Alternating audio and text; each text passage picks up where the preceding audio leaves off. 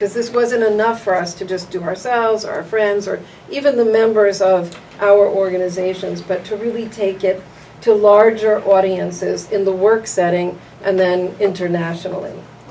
So my name is Gloria Chan. I am an open heart ICU nurse at Maimonides Medical Center in Brooklyn, New York.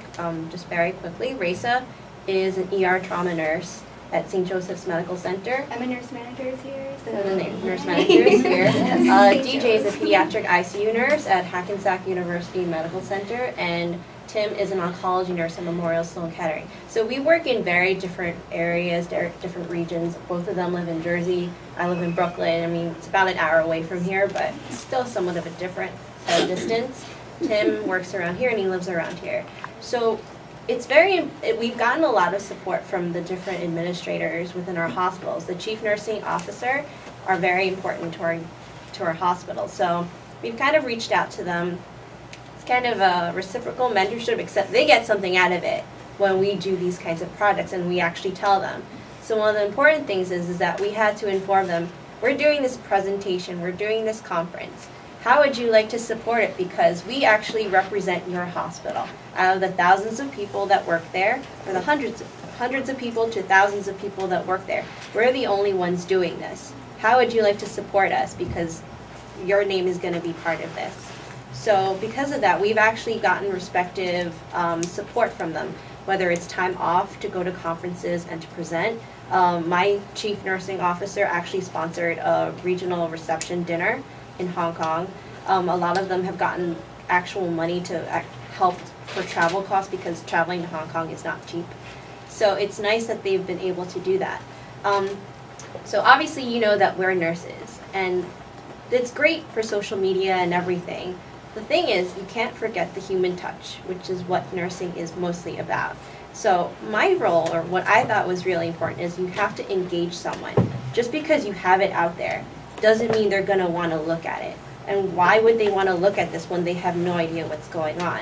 So one thing that I've done is that I've gone to work at my workplace, I've reached out to my CNO and said, I would like to be able to present this at some point in time. So May was Nurses Week or Nurses Month. It actually happened that we premiered this to commemorate Florence Nightingale's birthday. So this actually launched that week of May 12th. And that week was actually when my hospital had the celebration for Nurses Week. So I was invited to come and speak. They had a daytime session for daytime nurses and a nighttime session for nighttime nurses. I actually work 7 p.m. to 7 a.m. I'm not supposed to be awake right now. I should be sleeping. But I went to both sessions and I spoke about this. And one of the biggest things that I had to do to engage these people is, how does this relate to you? What does this mean to you? For most people, I mean, obviously everyone here knows what's going on at the UN. Whether it's this much or this much, you know a lot more than most other people. Most other people don't even know the address of the UN. So how are they going to get engaged and involved with this? Well, that's where someone like me comes into play, where I kind of explain this to you, and I kind of walk you through, hey, I'm a representative to the UN. What really does that mean? What's your job? What's your responsibility?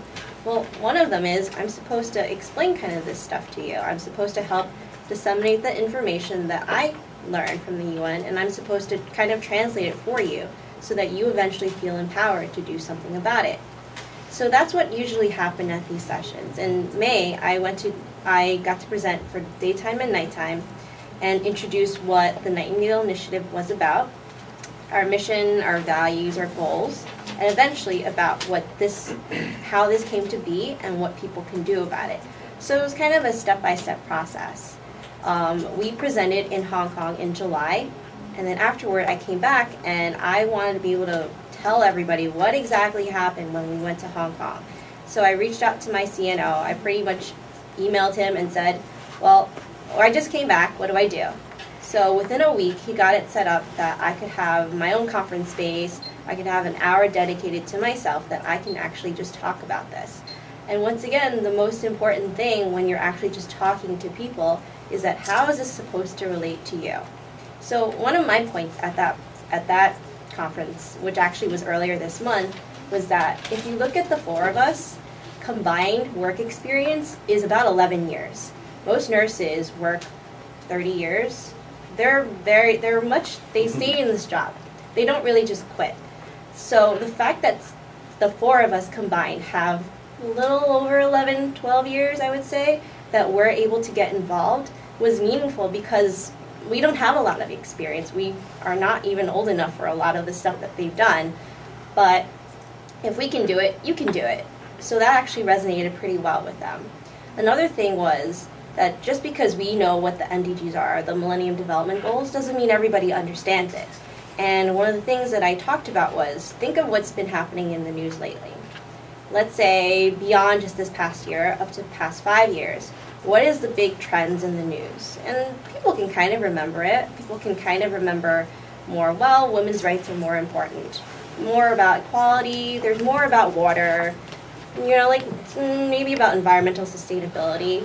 But why did that come about? And so I tied that together with maybe this happened from the NGGs because that actually started in 2000 and we're up to 2015.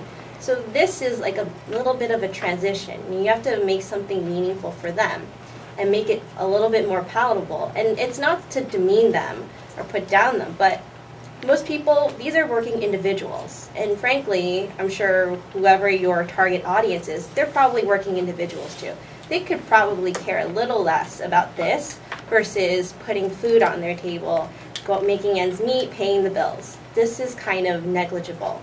But if you're related to something that's important, whether it's the news that they see every day, then it becomes important and it makes them feel like they can do something about it. And also seeing us, that we're able to do it, it makes it easier to do and makes it more easily accessible. So I've gotten a lot of good feedback from that. I presented at my hospital at least 3 times during the 3 different conferences. We've obviously presented in Hong Kong in July, and later this month, or actually next month, I'm supposed to present at a different hospital that I actually have no affiliation with. It was because at work, I start throwing these around in people's faces. This and this. And people know me from this. I am that face attached to this.